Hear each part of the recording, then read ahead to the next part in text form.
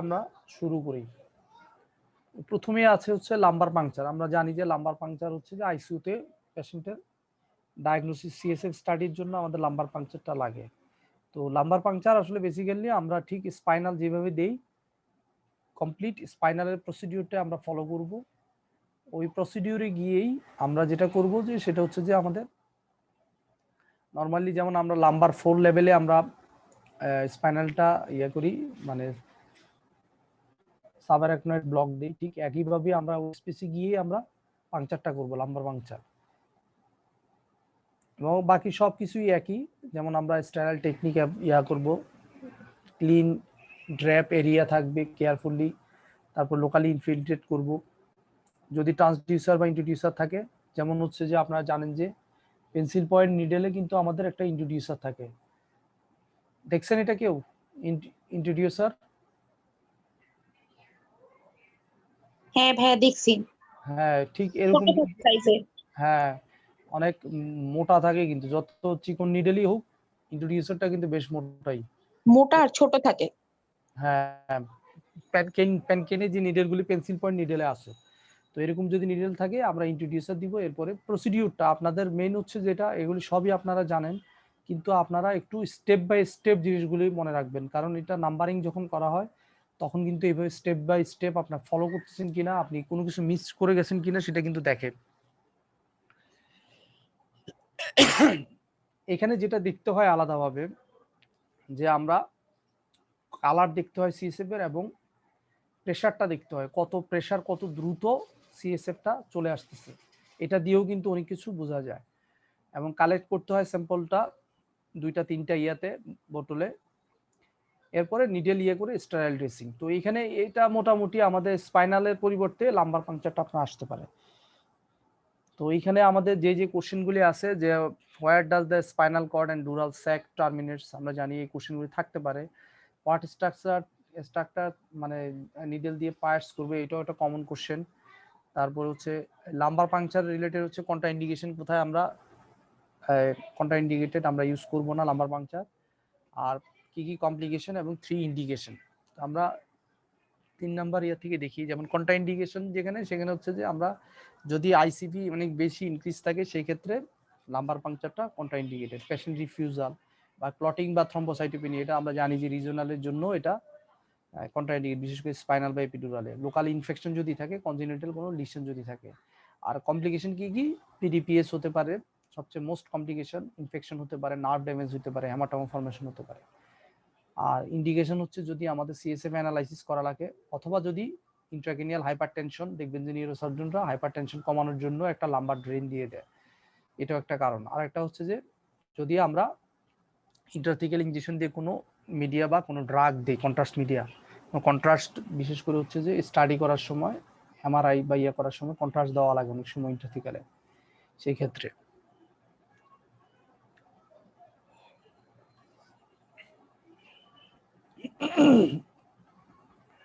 তো এখানে হচ্ছে যে সিমটম দেওয়া আছে, যে ডিজিজ অনুযায়ী আমাদের কি কি ধরনের সিমটম থাকতে পারে। যেমন সাবআরাকনয়েড হেমোরেজ যদি হয়, সেটা ডায়াগনোসিস আপনি কিভাবে করবেন, কনফার্ম করার জন্যই তো সিএসএফ স্টাডি করবেন। ডায়াগনোসিসের জন্য যেমন হচ্ছে যে হেডেক থাকবে, ভিজুয়াল ডিস্টারবেন্স এবং মেনিনজিজম। সাইন অফ মেনিনজিজম জানেন তো, নেক স্টিফনেস থাকে, ভমিটিং বা লিম উইকনেস থাকতে পারে, এগুলো হলো সাবআরাকনয়েড হেমোরেজের ফিচার্স।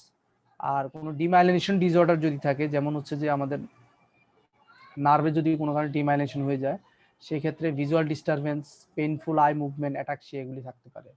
আর যদি ইন্ট্রাক্রেনিয়াল প্রেশার ইনক্রিজ করে, হাইপারটেনশন হয়, সেক্ষেত্রে visual disturbance, early morning headache, অথবা লিনিং ফরওয়ার্ড বা কাফিং এর সময় হেডেক হবে। আর ইনফেকশন যদি হয় ব্যাকটেরিয়াল বা ভাইরাল, সেক্ষেত্রে র্যাশ হয়, টেম্পারেচার ইনক্রিজ করে, মানে ফিভার থাকবে, এবং ডিলিরিয়াম থাকতে পারে পেশেন্টের। এরপর হচ্ছে কমনলি আমাদের যে প্রসিডিউরটা, সেটা হচ্ছে চেস্ট ড্রেন। তো চেস্ট ড্রেনের প্রসিডিউরটা আমাদের স্টেপ বাই স্টেপ আমাদের ফলো করতে হবে, কিভাবে আমরা চেস্ট ড্রেনটা দিব। এবং সবগুলি প্রসিডিউরে যেটা আমাদের মাথায় রাখতে হবে সেটা হচ্ছে যে আমরা স্ট্রিক্ট অ্যাসেপ্টিক টেকনিক আমরা ফলো করব, এটা যাতে আমরা কোনোভাবেই আমরা ভুল না করি। আর এখানে আমাদের যেটা হচ্ছে যে আমরা পেশেন্টকে পুরো প্রসিডিওরটা আগে এক্সপ্লেন করতে হবে আপনি যদি চেস্ট ড্রেন দিতে যাই, কারণ এর প্রসিডিওরটা আমরা যদি ইয়া না করি, পেশেন্টকে না বলি, তাহলে পেশেন্টের ডিউরিং প্রসিডিওর প্রবলেম হতে পারে। কারণ এই প্রসিডিওরটা সাধারণত এমনিতেই করা হয়, যদি পেশেন্টের কন্ডিশন বেশি খারাপ হয় সেই ক্ষেত্রে হয়তো বা অ্যানাস্থেসিয়া দেওয়া লাগতে পারে, কিন্তু নর্মালি কিন্তু কোনো কিছু ছাড়াই কিন্তু এটা করা হয়, শুধু লোকাল অ্যানাস্থেটিক ইনফিলট্রেশন করে। তো পেশেন্টের পজিশনটা কি? পজিশনটা হচ্ছে এখানে আমাদের সবচেয়ে বেশি ইম্পর্টেন্ট, যে 45 ডিগ্রি আমরা অ্যাঙ্গেল করে পেশেন্টকে লাইং পজিশনে রাখবো, মানে 45 ডিগ্রি সুপাইন পজিশনে আমরা পেশেন্টকে রাখবো, প্রপটা পজিশনে।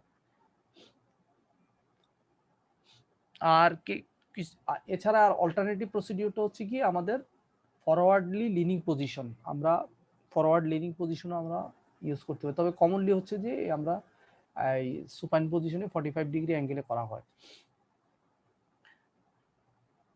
এরপর আমরা বলেছি যেটা যে অ্যাসেপ্টিভ প্রিকশন আমরা মেনটেন করব। এরপর হচ্ছে আমাদের টার্গেটটা হচ্ছে কি আমাদের সেফ ট্রায়াঙ্গেলে আমরা চেস্ট ড্রেনটা দিব, সেফ ট্রায়াঙ্গেলটা নিয়ে নিচে আমরা আলোচনা করব। এবং ইনসিশনের মার্ক ইয়াটা হচ্ছে যে 2 to 3 সেন্টিমিটার আমরা আপার বর্ডার অফ দি রিবে দিব। আপার বর্ডারে দেওয়ার উদ্দেশ্য হচ্ছে যে আমাদের নিউরোভাস্কুলার যে বান্ডেলটা আছে সেই বান্ডেলটাকে যাতে ইনজুরি না হয় সেটাকে প্রিভেন্ট করে। কারণ আমরা যদি লোয়ার যদি যাই আমরা, তাহলে এই নিউরোভাস্কুলার বান্ডেলটা আমার ইনজুরি হতে পারে।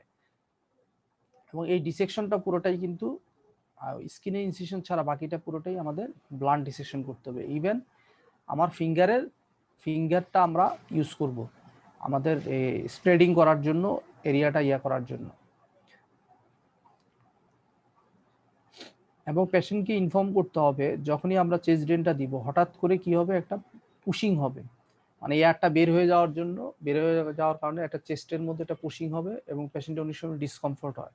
আর বাইল্যাটারাল যদি হয়, আমরা অনেক সময় দেখছি পেশেন্ট আনকনশিয়াসও হয়ে যায়, মানে হঠাৎ করে এক্সপানশন হওয়ার কারণে কি হয়, হার্টটা তো কম্প্রেস ছিল, হঠাৎ করে এক্সপানশন হওয়ার কারণে আমার কি হয়ে যায়, সাডেন কার্ডিয়াক আউটপুট লস করে বা ভেনাস রিটার্ন ডিক্রিজ হয়ে যায়, এবং কার্ডিয়াক আউটপুট ডিক্রিজ করার কারণে সাডেন ব্লাড প্রেশার ফল করে পেশেন্ট আনকনশিয়াস হয়ে যায়, ব্লাড প্রেশার। সেই ক্ষেত্রে ওই সময় আমাদের কেয়ারফুল থাকা লাগে। তো সেফ ট্রায়াঙ্গেলটা কি? সেফ ট্রায়াঙ্গেলটা হচ্ছে যে একটা ট্রায়াঙ্গেল, এটা ফরমেশন হয় হচ্ছে যে anterior border of the latissimus dorsi, lateral border of the pectoralis major muscle and the superior to the horizontal level of the nipple with the apex in the axilla। একটা line আমরা draw করব, latissimus dorsi থাকবে এবং কি থাকবে আমাদের lateral border of the pectoralis major থাকবে, এবং একটা লাইন আমরা দিব, যে লাইনটা হচ্ছে যে আমাদের নিপলের সুপিরিয়র থাকবে, হরাইজন্টাল লেভেলে থাকবে।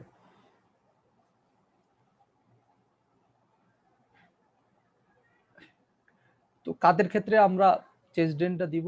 যেমন নিউমোথোরাক্স যদি হয় কোনো ভেন্টিলেটেড পেশেন্ট, তার ক্ষেত্রে দিব, কারণ আমরা যদি ভেন্টিলেশন করতে থাকি সেক্ষেত্রে নিউমোথোরাক্সটা কি হবে, পজিটিভ প্রেশারের কারণে আরো এক্সপানশন হবে, সেক্ষেত্রে আমাদের চেস্ট ড্রেন মাস্ট। এরপরে হচ্ছে যদি কারো টেনশন নিউমোথোরাক্স থাকে সেই ক্ষেত্রে আমরা ইনিশিয়ালি আমরা যে নিডেল থোরাকোটমি করি, যে নিডেল পুশ করে আমরা সেকেন্ড ইন্টারকোস্টাল স্পেসে আমরা নিডেল দিয়ে আমরা রিলিফ করার পরে আমাদের পার্মানেন্ট সলিউশনের জন্য আমরা চেস্ট ড্রেন দিব। এবং কারো কারো যদি পারসিস্টেন্ট বা রিকারেন্ট ছোট নিউমোথোরাক্স থাকে কিন্তু টেনশন না হওয়ার পরও এটা রিকারেন্ট হয়, তো এদের ক্ষেত্রেও আমরা ইউজ করতে পারি। অথবা সেকেন্ডারি নিউমোথোরাক্স যদি হয়, বিশেষ করে 50 ইয়ার্স অফ এজ, অনেক লার্জ সেকেন্ডারি স্পন্টেনিয়াস নিউমোথোরাক্স, সেক্ষেত্রেও আমরা ব্যবহার করতে পারি। মেলিগনেন্ট প্লুরাল ইফিউশন যদি থাকে সেই ক্ষেত্রে আমরা চেস্ট ড্রেন দেই, এম্পাইমা, ট্রমাটিক হিমোথোরাক্স, হিমোনিউমোথোরাক্স, এইসব ক্ষেত্রে আমরা ব্যবহার করতে পারি। আর প্রসিডিওরের মধ্যে যেমন থোরাকোটমি, ইসোফেজিকটমি, কার্ডিয়াক সার্জারি, এইসব জায়গায় দেখবেন যে একটা চেস্ট ড্রেন দেওয়া থাকে। থোরাসিক সার্জারি সবগুলিতেই chest drain common after procedure. Chest drain দেওয়ার সময় আমাদের কি কি কমপ্লিকেশন হতে পারে, যেমন লাংসের ইনজুরি হতে পারে, লিভার, হার্ট, ইন্টারকোস্টালের নিউরোভাস্কুলার বান্ডেলের আমরা ইনজুরি করতে পারি। আর লেট কমপ্লিকেশনের ভিতরে যেমন হচ্ছে পালমোনারি এডিমা ডেভেলপ করে, ইনফেকশন, অ্যাসপিরেশন হতে পারে, ড্রেন বা আমার চেস্ট ড্রেনটা ব্লক হয়ে গিয়েও আবার কি করতে পারে, এমফাইসিমা বা টেনশন নিউমোথোরাক্স করতে পারে, এটা আমাদের মাথায় রাখতে হবে। ড্রেনেজ সিস্টেমটা, আমরা যে জায়গায় ড্রেনটা দিব, এই ড্রেনটাতে ইম্পর্টেন্ট কিছু ব্যাপার আছে। আমরা যদি ড্রেনটা ঠিকভাবে আমরা ওয়াটার সিল না হয়, সেক্ষেত্রে কি হবে, উল্টো আমার আরো এয়ার ঢুকে যাবে। সেজন্য বলা হয় যে অবশ্যই এই ড্রেন টিউবটা আমাদের কতটুকু 3 থেকে 5 সেন্টিমিটার আন্ডার ওয়াটার রাখতে হবে।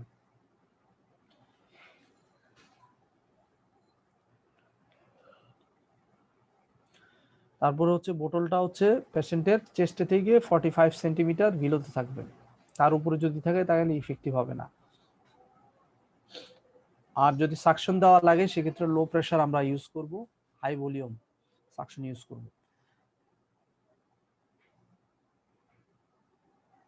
আর আমরা চেস্ট ড্রেন দেওয়ার পরে যেটা বলা হয় যে চেস্ট ড্রেন দেওয়ার পরে আমরা একটা চেস্ট এক্সরে করে দেখব যে আমরা এক্সপানশনটা ঠিকভাবে আছে কিনা, এটা দেখতে হবে আমাদের। এপিডুরাল আমাদের স্পাইনালের মতোই সেম। এপিডুরালে আপনার দেখবেন যে একটা লেভার অ্যানালজেসিয়া, পেশেন্টের সিনারিও দেওয়া থাকবে, এই পেশেন্টকে আপনি কিভাবে এপিডুরাল দিবেন।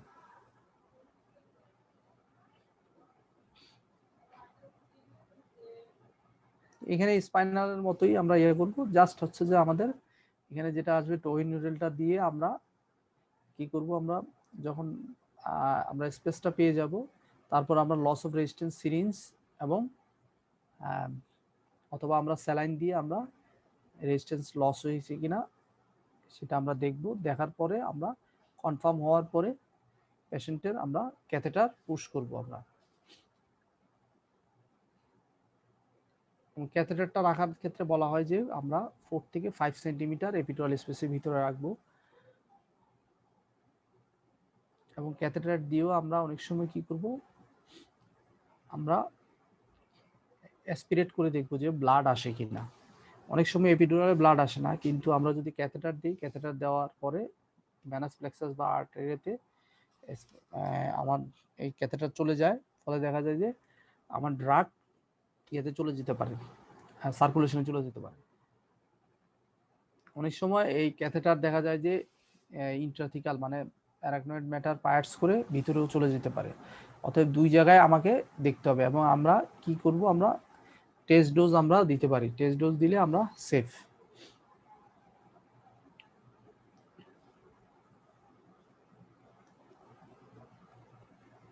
তো এপিডুরাল অ্যানালজেসিয়ার আমাদের পটেনশিয়াল রিস্ক কি, কমপ্লিকেশন কি,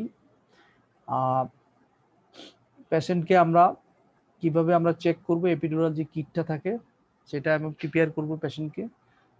পোস্টডুরাল পাংচার হেডেক, এটা কমন, এটা আমরা জানি অলরেডি, এবং এই বাউন্ডারিটা আমাদের জানতে হবে। এছাড়া হচ্ছে যে আমরা কোন লেভেলে আমরা ডিজায়ার লেভার অ্যানালজেসিয়ার জন্য সেটা। আরেকটা হচ্ছে যে আমরা 1:1000 অ্যাড্রেনালিন 20 ml আমরা যদি 2% লিডোকেনের সাথে আমরা ইউজ করি, সেটার সলিউশনটা কত হয়। কমপ্লিকেশনগুলি একেবারে মানে ইয়া অনুযায়ী দেওয়া আছে যে কি পরিমাণ হয়। যেমন hypotension occasionally 1/50, incomplete pain relief 1/8, মানে অনেক বেশি। কমপ্লিটলি পেইন রিলিফ নাও হতে পারে লেভার অ্যানালজেসিয়াতে। ইনসাফিসিয়েন্ট ব্লক হতে পারে ইভেন সিজারিয়ান সেকশনের জন্য 1/20, কিন্তু আমার রিজনাল অ্যানাস্থেসিয়া থেকে কনভার্ট হয়ে জেনারেলেও যেতে হয়। আমার এর সংখ্যা অনেক বেশি। ডুরাল পাংচারটা আসলে আনকমন 1/100, নার্ভ ড্যামেজটা আরও অনেক কম 1/1000, এপিডুরাল অ্যাবসিসটা হচ্ছে ভেরি রেয়ার, মেনিনজাইটিস আরও রেয়ার, বাকিগুলি হচ্ছে খুবই রেয়ার।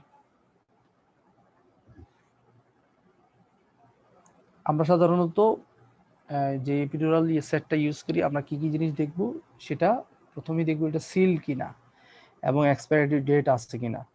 তারপর সেটা নিডেলটা, যেহেতু ওই নিডেলটা 16 অথবা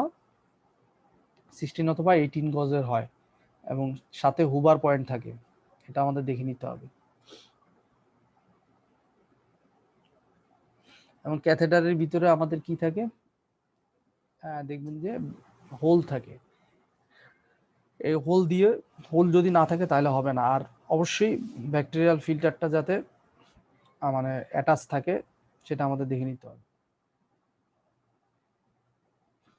পোস্টডুরাল পাংচার হেডেক সম্বন্ধে বলা আছে, কিভাবে আমরা বুঝতে পারবো।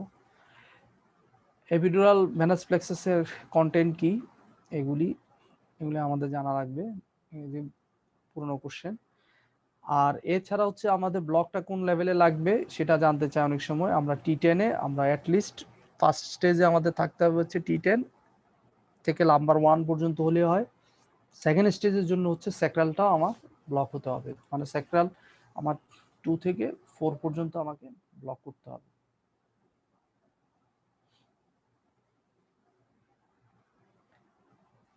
আর এছাড়া কমপ্লিকেশনগুলি বলা আছে, এগুলি আমরা আলোচনা করেছি। এরপরের কেসটা হচ্ছে আমাদের সার্জিক্যাল এয়ারওয়ে। আমরা কিভাবে সার্জিক্যাল ক্রিকোথেরাটমি মেনটেন করব। তো সার্জিক্যাল ক্রিকোথেরাটমির আমরা প্রসিডিউরটা আমরা জানি যে স্টেপ বাই স্টেপ আমরা প্রসিডিউর আগাবো। প্রথমে যেটা হচ্ছে যে আমরা সাধারণত এটা কোনো ইলেকটিভ প্রসিডিউর না, এটা হচ্ছে একটা ইমার্জেন্সি প্রসিডিউর। ইলেকটিভলি সাধারণত ক্রিকোথেরাটমিটা করা হয় না, এটা পারকিউটেনিয়াস ট্রাকিস্টমি যেটা হয় সেটা অ্যাডভাইস করা হয়। আর আমরা এটা হচ্ছে ইমার্জেন্সি প্রসিডিউর হিসেবে আমরা করে থাকি সাধারণত।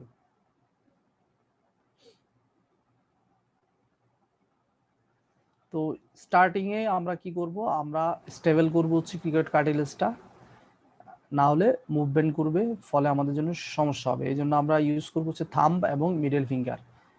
এরপর এটা আমাদের 5 ml এর সিরিজ নিব, যেখানে 2 to 3 ml স্যালাইন থাকবে অ্যাটাচ, যাতে আমরা এয়ারটা টেস্ট করতে পারি। এরপরে আমরা ক্রিকোথাইরয়েড মেমব্রেনটাকে পালপেট করে মিড লাইনে আমরা ইনসারশন দিব। ইনসারশন করে আমরা 45 ডিগ্রিতে আমরা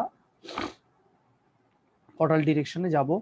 যাওয়ার পরে আমরা কি চেক করব যে আমার এয়ার আসে কিনা, এক্সপিরেশন করে দেখবো এয়ার আসে কিনা। এয়ার যদি আসে তাহলে আমি কনফার্ম যে আমি ট্রাকিয়াতে চলে আসছি। এরপরে এই নিডল থ্রো দিয়ে ঠিক সিভিলাইন আমরা যেভাবে নিডল দিই সেই অনুযায়ী ক্যাথেটার আছে, আমরা ক্যাথেটার দিয়ে আমরা আস্তে আস্তে কি করতে পারি, আমরা এই ডিভাইস আছে ট্রাকিস্টমির মতোই চেঞ্জ করে করে আমরা এটারে আমরা হোলটাকে বড় করতে পারি এবং পরে আমরা ক্রিকোথেরাপি দিয়ে আসবো ডিভাইসটা।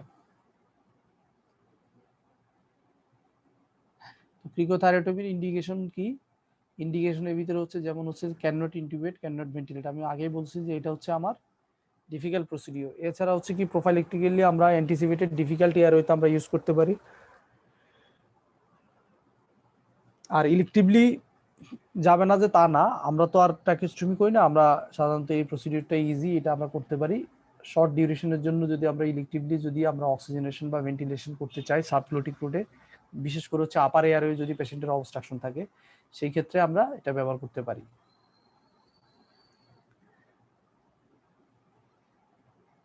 তো কি কি কমপ্লিকেশন আছে, এগুলো তো common complication, early complication, late complication.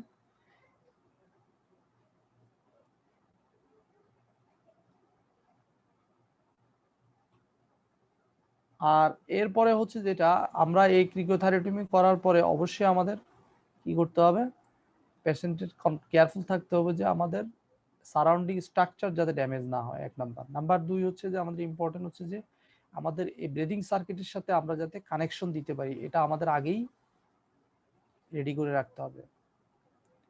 তারপর হচ্ছে যে আমার যেটা দেখতে হবে সেটা হচ্ছে যে আমাদের কাফ এবং ডায়ামিটার, এটার সাথে আমার যেমন কাফটা হচ্ছে সাধারণত এটা ডায়ামিটার হলো 4 মিলিমিটার বা লার্জার হয়। তো এটা আমাদের ভেন্টিলেশন বা অক্সিজেনেশনে কোনো হ্যাম্পার করবে কিনা সেটাও আমাদের দেখতে হবে। আমরা জানি যে লোয়ার ডায়ামিটারের আমরা যদি ইউজ করি সেক্ষেত্রে আমাদের ফ্লোটা কিন্তু আমাদের ঠিক রাখতে হবে। ফ্লো যদি আমরা বেশি দিই সেক্ষেত্রে টার্বুলেন্ট হবে, আমাদের মাথায় রাখতে হবে। আর সিভিলাইন নিয়ে আমাদের আসলে খুব বেশি কিছু বলার নেই, এটা আপনারা জানেন। সিভিলাইন আমরা সবচেয়ে ইজিয়েস্ট অ্যাপ্রোচ যদি বলা হয়, রিস্ক কম, সেটা হচ্ছে আমাদের ইন্টারনাল জগুলার। এখানে ইন্টারনাল জগুলারটা কিভাবে আমরা দিব সেটাই আমাদের স্টেপ বাই স্টেপ দেওয়া আছে। তবে আমরা এখানে প্রসিডিউরে আমরা আল্ট্রাসাউন্ডের কথা আমরা বলতে পারি। আমাদের দুইটা টেকনিক আছে, আমরা জানি যে একটা ল্যান্ডমার্ক টেকনিক আর একটা হচ্ছে আল্ট্রাসাউন্ড টেকনিক। এখন আল্ট্রাসাউন্ড টেকনিকটা এখন ইদানিং নিউ, তো আল্ট্রাসাউন্ড টেকনিক যদি থাকে সেক্ষেত্রে আল্ট্রাসাউন্ডের গাইডের কথাটা উল্লেখ করতে হবে। আর যদি না থাকে উল্লেখ, ল্যান্ডমার্ক টেকনিকে আমরা যেভাবে ইউজুয়ালি করি আমরা সেটা করতে পারবো। এটা দেখে নেবেন আপনারা, এটা আপনাদের জন্য এটা কমন। আমাদের কমনলি সাইট হচ্ছে তিনটা, আমরা জানি যে মেইনলি জগুলার, তারপরে হচ্ছে আমাদের সাবক্লেভিয়ান, আর হচ্ছে আমরা ইনফিরিয়র আমরা ফিমোরাল ভেনে আমরা দিতে পারি। তো সবচেয়ে প্রেফারেবল হচ্ছে আমাদের সাবক্লেভিয়ান, কারণ সাবক্লেভিয়ানে কি সাবক্লেভিয়ানটা লঙ্গার ডিউরেশনে রাখা যায়, তবে আবার নিউমোথোরাক্সের রিস্কটাও অনেক বেশি। ইজিলি করা যায় হচ্ছে আমাদের জগুলার, এটা ইজিলি পাওয়া যায়।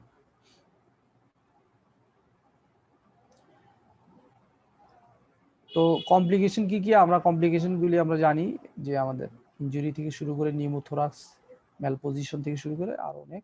লেট কমপ্লিকেশনের ভিতরে হচ্ছে যে ক্যাথেটার রিলেটেড ইনফেকশনটা সবচেয়ে কমন, আবার অনেক সময় ডিসকানেকশন বা এক্সট্রাভাইজেশন হয়ে যেতে পারে, এটা হচ্ছে আরেকটা।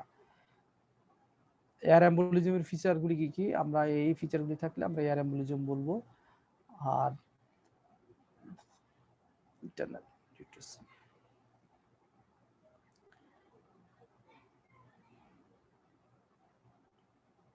ক্যাথেটার রিলেটেড আমরা এই ইনফেকশনটা আমরা কিভাবে প্রিভেন্ট করতে পারি। প্রিভেনশনের ভিতরে হচ্ছে যে আমরা চয়েস অফ সাইট, যেমন সাবক্লেভিয়ানদের সবচেয়ে বেশি রিস্ক কম, স্কিন স্টেরিলাইজেশন আমরা করতে পারি এবং ফুল অ্যাসেপ্টিভ প্রিকশন আমরা নিব, মানে হ্যাট, মাস্ক, গাউন, গ্লাভস এবং পেশেন্টকে ফুললি ড্র্যাপ করে নিব। এবং নতুন কিছু সিভিলাইন পাওয়া যায় যেগুলি অ্যান্টি মাইক্রোবিয়াল কোটেড, আমরা সেগুলি ব্যবহার করলেও ইনফেকশনের রিস্কটা কম। এবং অপারেশন থিয়েটার যেখানে আমরা কাজ করব, অপারেশন থিয়েটার আমরা অবশ্যই ওয়ার্ডে সিভিলাইন করব না, আমরা অপারেশন থিয়েটারে ক্লিন এনভায়রনমেন্টে, স্টেরিলাইজ এনভায়রনমেন্টে আমরা সিভিলাইনটা করব। এবং অবশ্যই স্টাফদের এডিকুয়েট নার্সিং ট্রেনিং থাকতে হবে এবং অ্যাসেপ্টিক টেকনিক মানে ইউজ করতে হবে, ইভেন এটা হ্যান্ডেলিং এর সময় অ্যাসেপ্টিক টেকনিক ইউজ করতে হবে। এরপর হচ্ছে আমাদের last one rapid sequence induction, এটা আসলে আশা করি আপনারা পারবেন। ঠিক স্টেপ বাই স্টেপ আমরা কিভাবে করব প্রসিডিউরটা সেটা আমরা ফলো করব। এবং তার আগেই প্রসিডিউর করার আগে আমাদের এই জিনিসগুলি পেশেন্ট ওরিয়েন্টেড, যেমন মনিটরিং সবগুলি আমাদের অ্যাটাচ আছে কিনা আমরা এটা দেখে নিব, ট্রলিতে আমাদের সবকিছু আছে কিনা, তারপরে হচ্ছে বেড যেটা আছে সেটা টিল্টেড কিনা, এবং পেশেন্টের মর্নিং স্লিপিং পজিশন আমরা করে নিব যদি কোনো নেকে কোনো প্রবলেম না থাকে। আর ড্রাগসের মধ্যে হচ্ছে যে আমাদের কি কি, আমাদের থায়োপেন্টাল এবং মাসেল রিল্যাক্সেন্টের মধ্যে আমরা সাকসামিথেনিয়ামটা ইউজ করি আমরা। আর ইমার্জেন্সি ড্রাগের মধ্যে হচ্ছে এগুলি আমাদের রেডি রাখা লাগে। আর ইকুইপমেন্টের মধ্যে আমাদের কি কি রেডি রাখা লাগবে, যেমন ডিফিকাল্ট ইন্টিউবেশনের যা যা আছে সবকিছু আমার রেডি রাখতে হবে।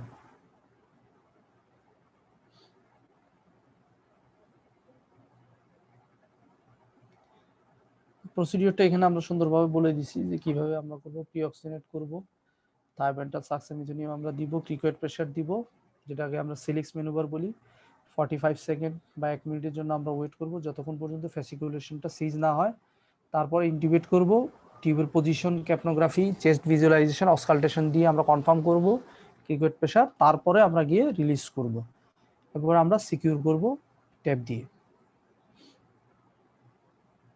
এয়ারওয়ে অ্যাসেসমেন্টটা আমরা কিভাবে করব সেটা নিয়ে এখানে লেখা আছে যে প্রবলেমগুলি আমরা কিভাবে এলিসিট করব।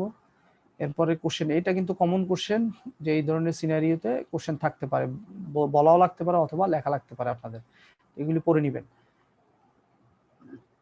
প্রি অক্সিজেনেশনের এডিকুইসি আপনি কিভাবে বুঝবেন, বুঝার রাস্তা হচ্ছে যে এগুলি ম্যাক্সিমাম জিনিসে আমাদের নাই, যেমন হচ্ছে এনটাইডাল নাইট্রোজেন লেভেল যদি দেখা যায় সেটা মেজার করব, তারপরে হচ্ছে এনটাইডাল অক্সিজেন স্যাচুরেশন আমরা দেখা, ensure value of greater than 85%, এবং এভিজি করে দেখতে পারি বা alveolar gas equation, alveolar arterial oxygen যে ইকুয়েশনটা আমরা পড়েছি সেই ইকুয়েশনটা থেকেও আমরা অ্যাসেস করে দেখতে পারি এটা।